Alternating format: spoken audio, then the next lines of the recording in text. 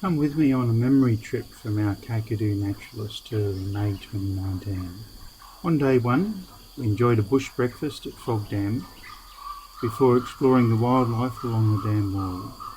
We were surprised to encounter a yellow-throated monitor catching and devouring a golden tree snake.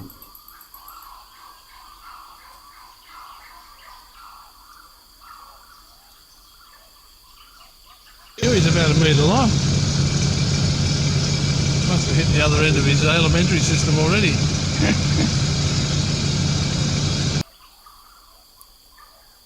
Bird life included a handsome male Australasian darter, especially when they die. You can see that they're better at swimming than at flying. It's so They fly underwater, True. some intermediate egrets facing off or displaying. I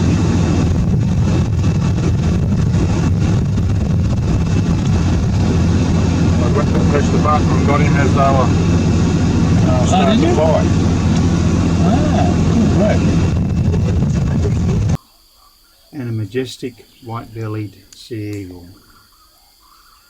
Later in the day, we did the 4-kilometre walk to the bird hide at Bird Billabong in the Mary River area.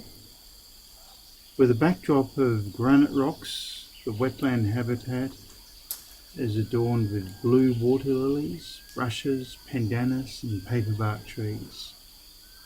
Bird life included whistling ducks, whiskered terns, egrets, ibis, magpie geese and herons, and there was even the occasional agile wallaby. Here's the beautiful blue water lily, which is sweet and quite edible. And here's the lotus lily, the pink one or red one, which is also edible but sour. The large leaves can be used as buckets and as rain hats. Bush breakfast at the South Alligator River boat ramp. This part of the river is tidal and the mangrove habitat along its edges attracts mangrove species like these canary white-eyes and some lemon-bellied fly robins. And on the Gungari Monsoon Forest Walk, we come across some termite activity. And then when they come out, they just try to beat their enemies by number. Yeah. That's all. Then you'd expect a more clever solution from these. But then you think, what an amazing system. Those were less metal hardened like the other one. And then that's a new gallery for storage for the dry season.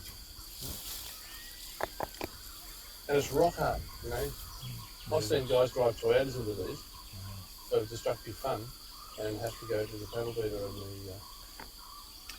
There's a beautiful young whistling kite posing for us, and a delicately marked caterpillar, possibly a hawk moth species.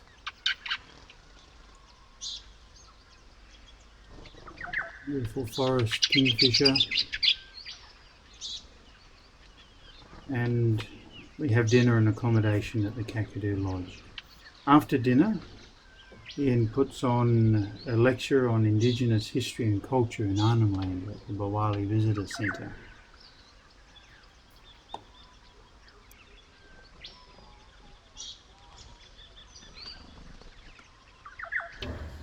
And it looks like there are quite a few different ethnic groups of people in the Kimberley at different times in the human history. That's quite vague, and most of the evidence for that sort of thing is under the ocean. Now we're on the inland. This is a freshwater man. Day 3, we have a bush breakfast at Mamakala, then do the 4-kilometre circuit walk following the edge of the wetland. Here we see various bush birds like honeyeaters, cuckoos, finches, cockatoos. There's a frog camouflaging well in the pandanus leaf. There's a spider waiting for a meal to pounce on. We see whistling kites. They're our constant companion wherever we go throughout the whole trip. There's that beautiful, very photogenic forest kingfisher, putting on some striking poses.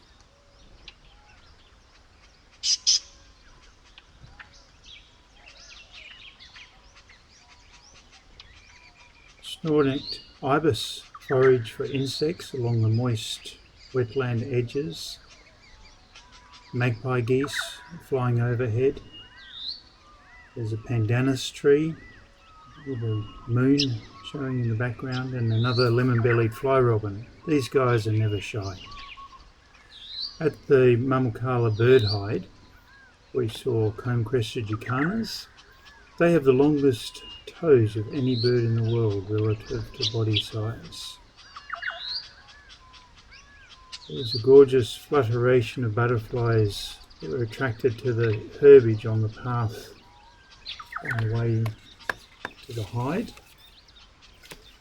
There's lesser wanderers, swamp tigers and common crows. Well, that doesn't necessarily apply to birds and insects. They seem to not overeat. It's humans that get bigger as they get older. What you just said ain't about hangman test. We had lunch at Ubia and went on to the lookout at Cowell's Crossing, a great place to see humans and estuarine crocodiles fishing for barramundi. More wildlife in the escarpment outlier, a skink, and Wilkins rock wallabies.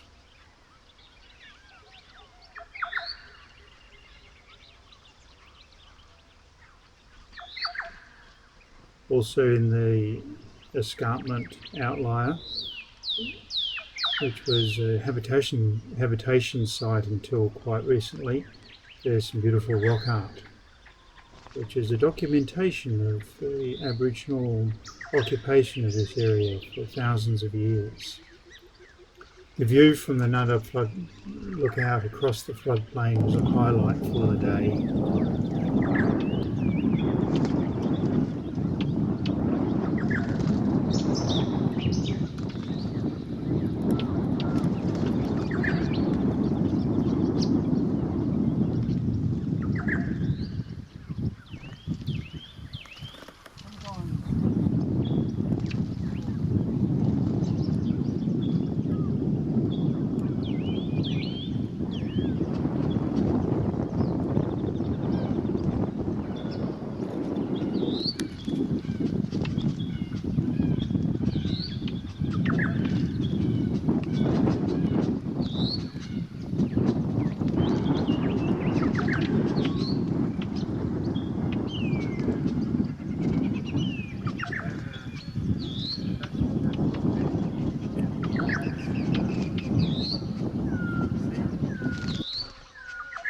On day 4, we spend the day exploring more of Kakadu.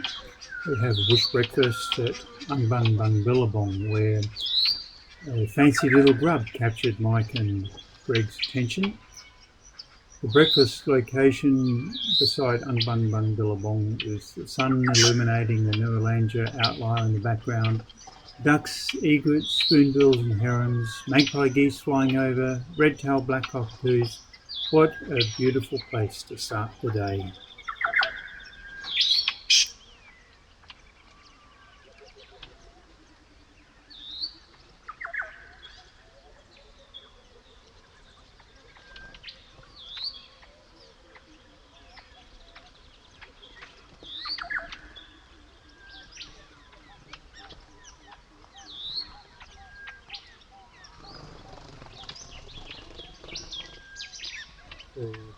Outlier nearby. After seeing some more spectacular rock art, Anne, Frank and Jenny do the 12-kilometre bark walk, which is a circuit walk around Burrunkoi. Mike and Greg drive to the Kununurra site on the other side, where we meet up at the rock art site. Ian, Frank and Jenny are treated to some spectacular landscapes, wildflowers and views of the endemic white-lined honeyeater and chestnut-quilled rock pigeon.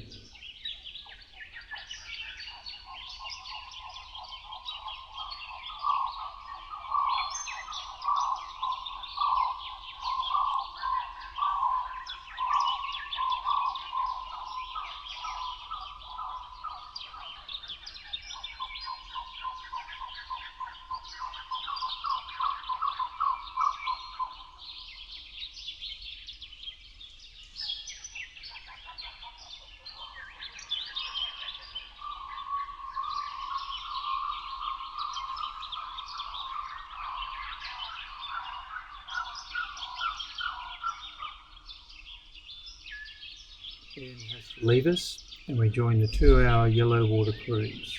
This cruise takes us on the South Alligator River, and we see all the beautiful waterfowl, white-bellied sea eagles, kingfishers and many other species.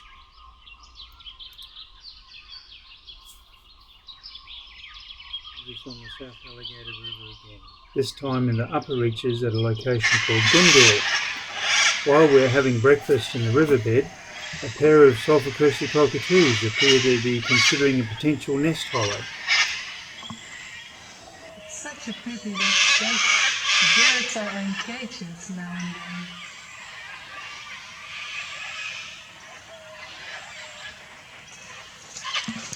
Huh? After breakfast, we explored in the upper reaches of the river, walking along the waterside and looking up into the trees, listening to whatever bird calls we can hear to try to locate whatever birds were there, and just taking in the scenery. It's so beautiful at that time of the morning.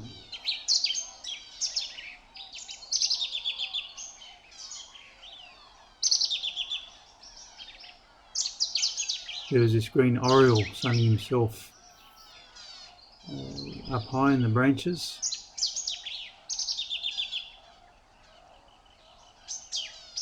Beautiful reflection of the light and the trees and the water.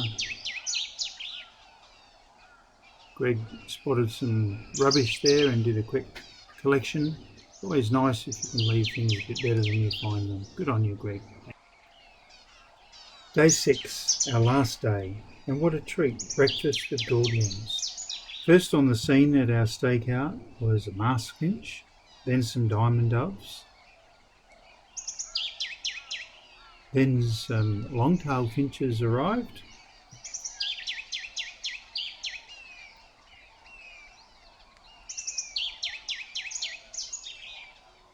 they are an exquisite bird. And then finally the Gordians arrived. Gordian finches were once seen in flocks of thousands in the top end, but habitat devastation from the cattle industry and trapping for aviculture caused a major decline in numbers. Now we see them at a handful of select locations and on most visits. Numbers appear to be rising, but nowhere near what they used to be. From there we continued to Litchfield National Park, where we had lunch at the Tabletop Swamp.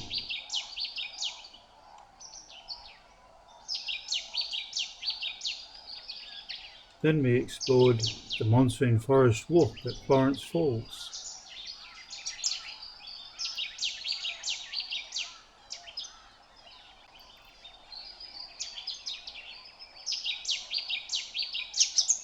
After exploring Florence Falls, we continued up to Wongai Falls, where we saw the one and only snake on the trip, a keelback, which is a harmless snake.